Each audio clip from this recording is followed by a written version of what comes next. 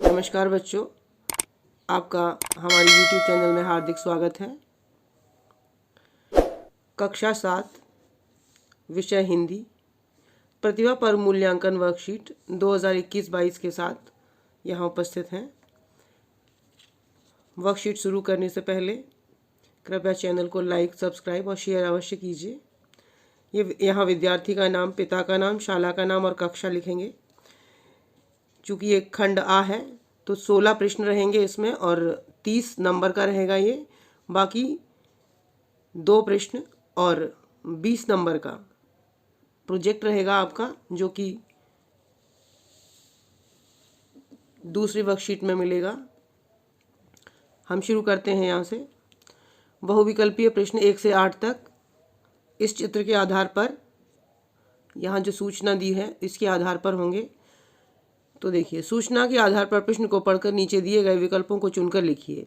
तो यहाँ देखिए, सड़क सुरक्षा के लिए प्रतिज्ञा लें, यातायात नियमों का पालन करें, सड़क सुरक्षा न हो केवल नारा, बना लो इसको जीवन धारा। ऐसे यहाँ बिहार सड़क सुरक्षा परिषद, परिवहन विभाग। तो यहाँ इसको देखिए ध्यान से, आप ध्यान से देखेंगे तो यहाँ पाएंगे कि बहुत कुछ ऐसा लिखा हुआ है जो आने वाले प्रश्नों से संबंधित है। तो इसको अच्छे से पढ़ लीजिए, देख लीजिए, फिर आगे चलते हैं। चलिए अब हम प्रश्न क्रमांक 1 देखते हैं। दी गई निर्देश और सूचनाएं किससे संबंधित हैं? अभी आपने जो चित्र देखा था ये उससे संबंधित प्रश्न है। तो दी गई सूचनाएं सड़कों पर होने वाली दुर्घटनाओं से संबंधित हैं, तो ऑप्शन सी सही है। प्रश्न 2, यातायात नियमों का पालन क्यों करना चाहिए? तो यहाँ 3 ऑप्शन दिए हुए हैं, तो यहाँ डी ऑप्शन सही है, दुर्घटनाओं से बचने के लिए। प्रश्न क्रमांक 3 में हम देखेंगे, सड़क सुरक्षा सप्ताह के लिए निर्देश किसने जारी किए थे? तो आप उसमें देख रहे हैं कि ये परिवहन विभाग की सूचना थी, तो यहाँ बी परिवहन विभाग ने, ये हमारा उत्तर रहेगा। प्रश्न क्रमांक 4, तो प्रश्न क्रमांक 4 में आप देख रहे हैं, सड़क सुरक्षा नहीं केवल नारा, सड़क सुरक्षा नहीं केवल नारा, इस पंक्ति की दूसरी पंक्ति क्या होगी? तो लिखी थी, वहाँ जो पंक्ति लिखी थी, सुखी बना लो जीवन सारा, यानी डी ऑप्शन हमारा सही है। इसके बाद हम नेक्स्ट चलते हैं। दुपहिया वाहन कौन सा है? यहाँ कार, ट्रैक्टर, बस, मोटरसाइकिल, ये वाहनों के नाम दिए हुए, तो ये तीनों 4 पहिया वाहन हैं। तो यहाँ मोटरसाइकिल 2 पहिया वाहन है, तो सी पर हम टिक कर देंगे। ये हमारा उत्तर हो गया। अब देखिए नेक्स्ट, यहाँ फिर से हमें एक चित्र दिया हुआ है। देखिए चित्र में क्या लिखा है, जल है तो कल है। पृथ्वी की सतह पर 2/3 जल है, परंतु पीने योग्य जल केवल 0.002% ही है।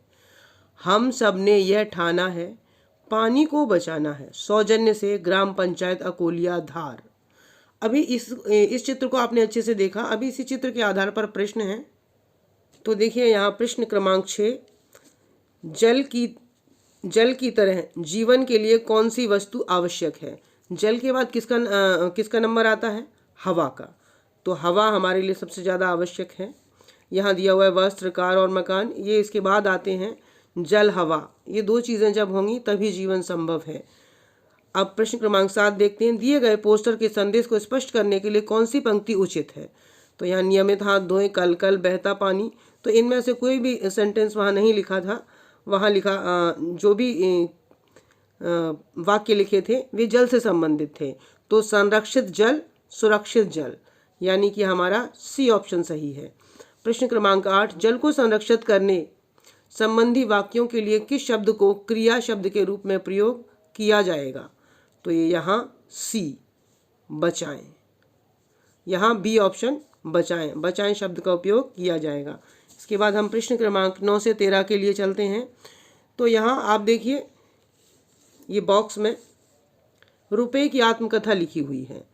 पहचानते हो ना मुझे, मेरे बिना आपका कोई काम नहीं चलता। पाठ्य पुस्तक खरीदनी हो तो आपको मेरी ज़रूरत, साला का शुल्क जमा करने के लिए भी आपको मेरी ही मदद लेनी होगी। बस का किराया हो, सब्जी लेना हो, खिलौने लेना हो तो भी आपको हर जगह मेरी ही ज़रूरत होगी। अब तो आप पहचान ही गए होंगे मैं कौन हूँ। तो यहाँ मैं यानी मैं रुपया हूँ। अब ये जो प्रश्न यहाँ दिए गए हैं इन पे गहन विचार करना है। क्या विचार करना है इसमें बताया गया है, सोचिए और बताइए।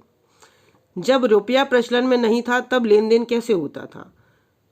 जब रुपया प्रचलन में नहीं था तब वस्तुओं का आदान प्रदान से, तो वस्तुओं के आदान प्रदान से लेन देन होता था। एक दूसरे से ज़रूरत का सामान बदल लेते थे। जैसे दर्जी कपड़ा सिलता था और बदले में अनाज मिल जाता था, बढ़ई लकड़ी का सामान देता था, बदले में ज़रूरत का सामान ले लेता। मतलब सारे लोग एक दूसरे से अपनी ज़रूरत के अनुसार आदान प्रदान करके चीज़ों का लेन देन कर लेते थे। तो इस तरह से पहले लेन देन होता था जब रुपया पैसा नहीं था तब। अब यहाँ अगला प्रश्न है, प्रश्न क्रमांक 10। इसमें पूछा गया है कि वर्तमान समय में आपके पास नगद रुपया नहीं हो तो आप स्कूल बस का शुल्क किस माध्यम से चुका पाएंगे? तो हमारे पास दो तीन माध्यम हैं। देखिए क्या क्या। वर्तमान समय में यदि हमारे खाते में पैसा है परंतु हमारे पास नकद नहीं है तो हम एटीएम से निकाल सकते हैं। ऑनलाइन या इंटरनेट बैंकिंग के द्वारा पेटीएम, गूगल पे, ऐसे बहुत सारे माध्यम हैं जिनके माध्यम से शुल्क चुकाया जा सकता है। देखिए नेक्स्ट प्रश्न देखिए, प्रश्न क्रमांक 11। निम्नलिखित मुहावरों का अर्थ लिखिए। नाक में दम करना यानी बहुत परेशान करना। कान पकाना, एक ही प्रकार की बातें सुनते सुनते तंग आ जाना या सुनाते रहना। सीधे मुंह बात न करना, घमंडी बनकर बात करना। कान भरना, बहकाना, एक दूसरे के प्रति भड़काना, इसी को कान भरना कहते हैं। शब्दकोश के अनुसार निम्नलिखित शब्दों को क्रम में लिखिए। यहाँ देखिए ये जो शब्द दिए हुए हैं ना, इनका क्रम कैसे बनाते हैं? काक, छुट, आ से लेकर और ज्ञा तक उनका जो क्रम है उसी आधार पर यहाँ बना लेते हैं। तो पहला आ जाएगा अधीर, दूसरा जीवन, तीसरा धारण, चौथा पुत्र, पांचवा वाणी और छठवां सफल। तो इस तरह से हम इसका क्रम निर्धारित कर लेंगे। अब प्रश्न क्रमांक 13 देखिए। दिए गए सर्वनाम के आधार पर दो दो वाक्य लिखिए।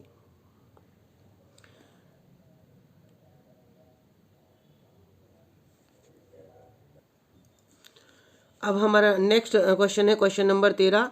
दिए गए सर्वनाम के आधार पर दो दो वाक्य लिखिए। तो देखिए ये निजवाचक सर्वनाम दिया गया है। निज माने अपना, स्वयं। तो निजवाचक सर्वनाम अपनेपन का बोध कराने के लिए होता है। जैसे आप, आपके लिए, आपसे मिलिए, इस तरह से। तो यहाँ ये कुछ उदाहरण दिए हैं। जैसे आप मेरे पिता श्री वसंत सिंह जी हैं। आप कल दफ्तर नहीं गए। ईश्वर उन्हीं की मदद करता है जो अपनी मदद स्वयं करते हैं। इस तरह से। अब देखिए प्रश्नवाचक सर्वनाम। प्रश्नवाचक सर्वनाम में क्या आ जाएगा? जो सर्वनाम शब्द सवाल पूछने के लिए प्रयुक्त होते हैं उन्हें प्रश्नवाचक सर्वनाम कहते हैं। जैसे कौन, क्या आदि। से बाहर कौन खड़ा है, तुम क्या खा रहे हो। तो ये इस तरह के जो प्रश्न हैं ये प्रश्नवाचक सर्वनाम में आते हैं। तो इसके बाद हम अगला प्रश्न देखते हैं। अब हम अगला प्रश्न देखते हैं। तो यहाँ प्रश्न दिया हुआ है, प्रश्न नंबर 14। इंटरनेट विषय पर 100 शब्दों में निबंध लिखिए। तो हम इसमें इंटरनेट के विषय में 8-10 लाइनें लिखेंगे। तो देखिए हम लिखते हैं, इंटरनेट टेलीफोन, कंप्यूटर व दूसरी तकनीक का इस्तेमाल करके बनाया गया है जिसमें सूचना व तकनीक का साझा उपयोग किया गया है। 1969 में टिम बर्नसली ने इंटरनेट का आविष्कार किया।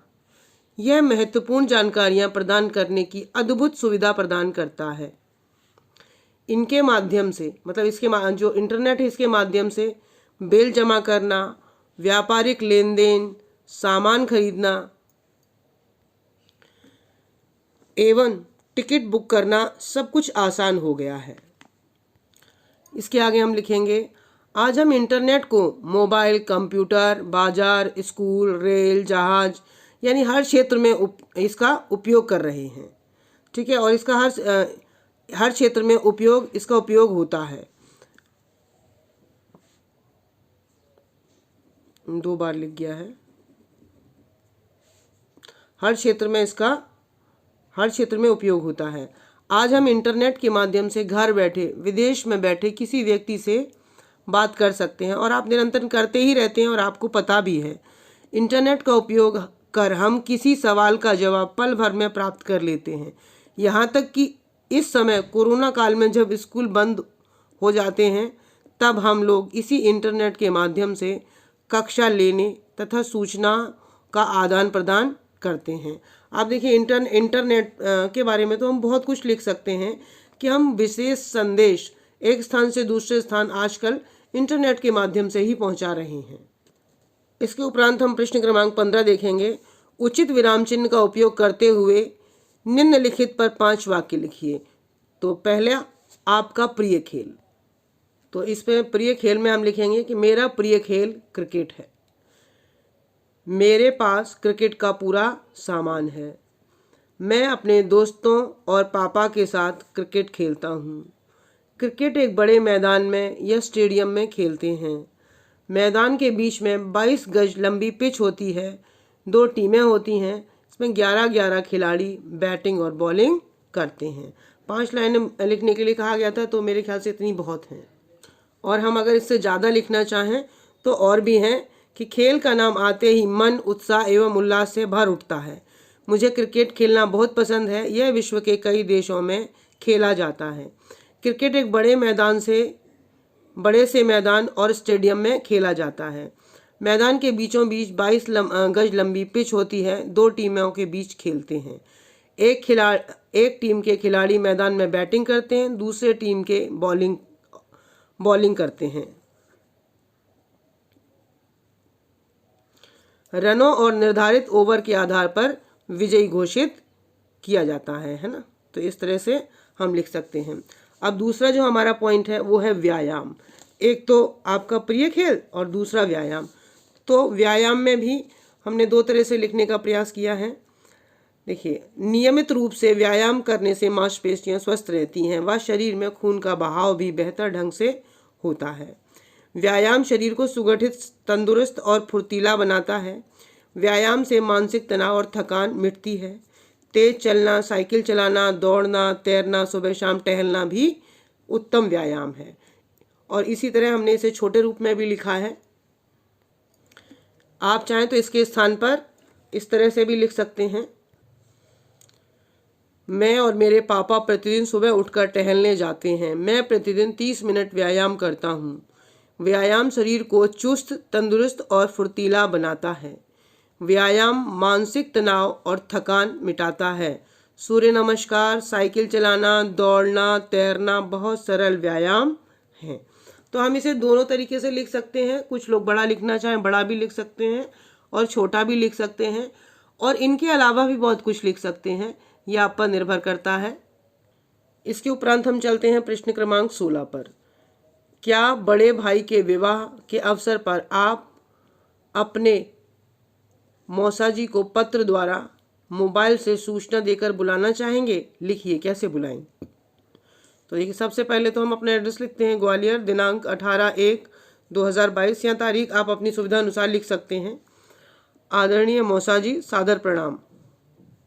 बड़े भाई विशाल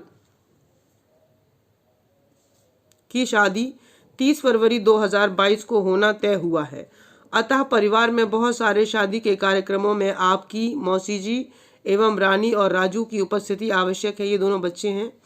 इसलिए समयानुसार जल्दी से जल्दी आइएगा, जिससे पूरा परिवार यह विवाह धूमधाम से खुशियों के साथ करे। आशा है आप जल्दी ही ज़रूर आएंगे। और उसके बाद आपका अपना नाम लिख देंगे। तो इस तरह से ये 16वां प्रश्न समाप्त हुआ। इसी के साथ ही आखिरी प्रश्न और है एक। किसको कौन से प्रकार का पत्र और संबोधन लिखा जाता है? लेटर बहुत सारे जो पत्र लिखे जाते हैं, कुछ पत्र निजी होते हैं और कुछ ऑफिशियल होते हैं। तो इनको कैसे लिखते हैं और किस प्रकार का पत्र किसको लिखते हैं, इसकी ही जानकारी यहाँ चाही गई है। देखिए, किसको कौन से प्रकार का पत्र और संबोधन लिखा जाएगा। तो देखिए, माता और पिता को अनौपचारिक पत्र लिखेंगे। पूज्य पिताजी और माताजी, ये संबोधन देते हैं। प्रधानाध्यापक को पत्र लिखेंगे तो ये औपचारिक पत्र है, और संबोधन लिखेंगे श्रीमान प्रधानाध्यापक महोदय। जिलाधीश महोदय को लिखेंगे तो ये औपचारिक पत्र है, यहाँ लिखेंगे श्रीमान जिलाधीश महोदय। सरपंच को लिखेंगे तो ये औपचारिक पत्र है, तो यहाँ लिखेंगे श्रीमान सरपंच महोदय। ऐसे ही मित्र या भाई को हम पत्र लिखेंगे तो अनौपचारिक प्रिय रमेश, प्रिय राजू, या मतलब आपका जो भी भाई है या जो भी मित्र है उसे हम प्रिय करके लिखेंगे। और अगर भाई बड़ा है तो हम आदरणीय और पूजनीय शब्द का उपयोग भी कर सकते हैं। आदरणीय, है ना, अगर भाई हमसे बहुत बड़ा है तो। नगर पालिका अध्यक्ष को लिखना है तो औपचारिक पत्र लिखेंगे श्रीमान नगर पालिका अध्यक्ष महोदय। तो इस तरह से ये आपकी हिंदी की वर्कशीट कंप्लीट होती है। वैसे तो इसमें सारी चीज़ें क्लियर कर दी गई हैं, फिर भी अगर आपको ऐसा लगता है कि कहीं कोई शंका है, कहीं कोई समस्या है, तो आप कमेंट बॉक्स में अवश्य लिखें। मैं प्रयास करूंगी कि उन समस्याओं के निराकरण हेतु। और चैनल को लाइक और सब्सक्राइब और शेयर अवश्य करें। इसी चैनल पर आपको आगामी पढ़ाई संबंधी बहुत सारे वीडियो प्राप्त होंगे। तब तक के लिए धन्यवाद।